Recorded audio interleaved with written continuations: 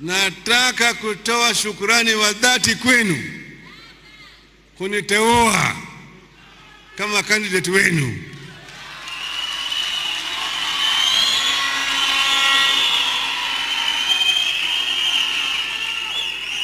Mimi nitabeba bendera ya chungwa bila uoga wowote, bila wasiwasi wowote. Niko tayari kumenyana na wale wengine ambao wanajigamba, ambao watakiingia kwa kiwanja. Unahakika mmeweka hapa katika kiwanja Bwana Kipchoge, na mimi na hakika kikombe tutapata.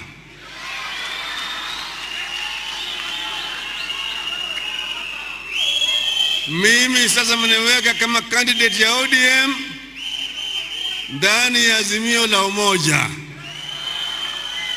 Kule ndani kutakuwa huko Jubilee, kutakuwa NAK, kutakuwa hata OKA, wengine wote watakuwa huko.